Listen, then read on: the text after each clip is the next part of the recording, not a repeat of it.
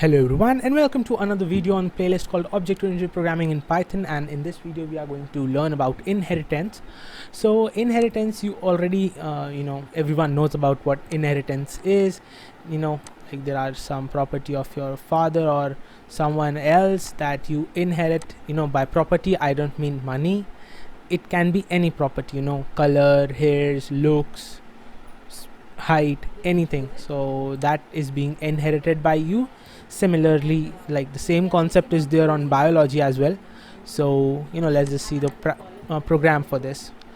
All right, so basically why we need inheritance is that to develop a software, a team works in order to be more effective. Like any program, it just needs to be more and more effective. So imagine like you are a programmer at any programming company and at any software company, and you just work there and you wrote all of this code. You just made a class teacher, set its id, get its id, and set name, get name, set address, get address, set salary and get salary are all the functions that you have defined.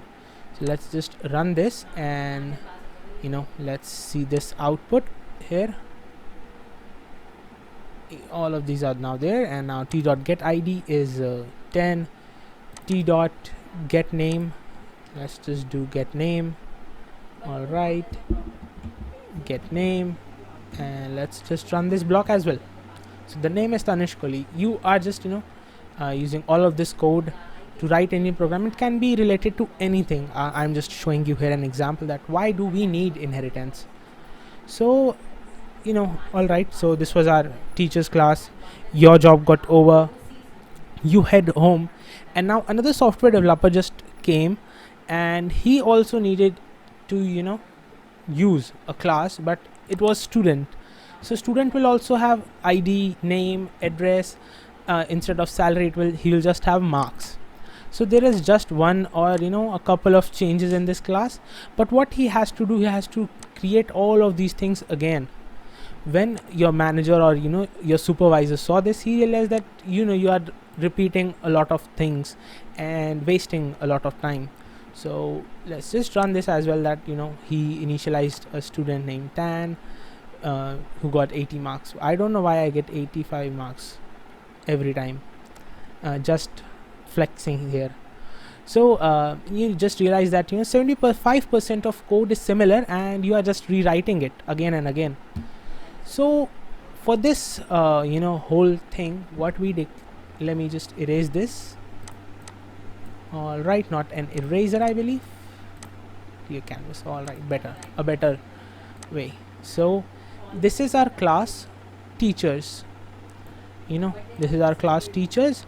So what we do is that we create something like a logical extension to this class, and all the functions were there, salary and id and everything, and here only marks are there, and we just encapsulate or we just bound them in another class, and we call this class as student. Just marks things are different than teachers, and rest of this is just a class. This is how inheritance actually is defined in Python. So to inherit any class, what we do is that we create a student class, and then we pass the name of base class, that is which properties are to be captured by this.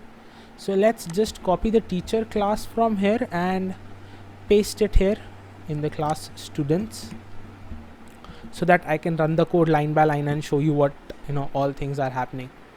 So now class, all right, sorry, I wasn't using run line by line. Now I will just erase this, and let's just wait for a little bit of while, and now let's just run this code line by line. Class teachers is being initialized, set id, now get id, set name, get name, set address, get address, set salary and get salary. All of the functions of class teacher are now defined. Now it will go to class student, and it will see that it has to inherit the features of teacher class. So now it will just go to set marks, and it will go to get marks. That's it, that will do. And now we have to run both the classes with elements. All right, let's just make another student. All right, here, and let's just run this code. We just run this code and we just realize that instead of copying all of these code again and again and rewriting it, what we just did, we just created another class and inherited the teacher class or the base class. And now there are also some things to understand in object oriented programming, and one of them is called overwriting superclass function and variables. So alright, let me just show you this by an example, that what is the issue that we need to resolve over here. Suppose we are having a class named father, and we have a constructor which is initializing its property to be around 8 lakhs, or yes, it's 8 lakhs. So this is a display function saying that father's property is self.property, and then we have son who is inheriting father's properties, all the properties and all the variables, and we are not doing anything in that class. So for the time being, we are just going to run this program line by line again. All the functions are being declared, class son and pass, and now we are creating an object s of son. So son is being called, so that means by default the base class also needs to be called. So we are going to self.properties atk, and then we say son dot display. So this will display this property only, because there isn't any other function defined in the son's class. That's why. Let's just run this. All right, so you must be thinking, all right, what to do next. So we will copy this whole code into son's part as well. Now son will has its separate property, and now we will be printing son's property is whatever there is. Here we are saying child's property is self.property. So let's run this program also line by line and see what is actually going to happen, because there is some very cool stuff that is going to happen over here that you might have not thought. So we are here at s is equals to son, and let's go to that part, and now it's just see that we are not going back to father's property.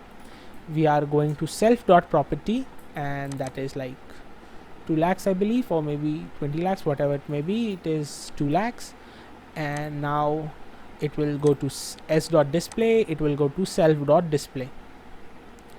It never actually went to inheritance part. So what we need to do is that we need to see, or we need to access the same functions that are there with the same names and same parameters in the base class. It is possible that writing a program and two different developers are using the same thing, but their output are different, so they are using inheritance and they are using the same names for everything. It is very much possible, and one of the very key part to learn inheritances Python is to know how to work with these cases. So super is a built-in method which is useful to call super case parameters. Alright, that definition wouldn't actually help, so let's just see what we are going to do. So this is just father's class, same the way we wrote it, but in this init function we are going to pass two parameters, property 1 and property 1 will be father's property, and property will be child's property. And now we are going to use the self keyword and initialize the property, and then self property 1 is equals to self property. Just I'm just telling you, when we will be running this program line by line, you will just see what is actually happening. Let's run this program line by line. Class father is being declarized. Now init a constructor, display method, and son, then son's constructor, display method, and now we are creating an object s is equals to son, 8 lakhs and 2 lakhs. So this property 1 is now 8 lakhs and this property is 2 lakhs, sorry. Let's just go to super. What this super function will do, just see, and init property. So this will take us to this init part, this block of code, whatever we will be writing here, will take us to there. And now we are here. So the self property is equals to property. The property just got initialized, and now it will go to self dot property 1 is equals to property 1. And yeah, so this part is done. Now we will be using s dot display. So the s dot display will go to this part only, it will not go to this part. So we have print son's property is equals to self dot property 1, that is son's property 8 lakhs in this case, sorry.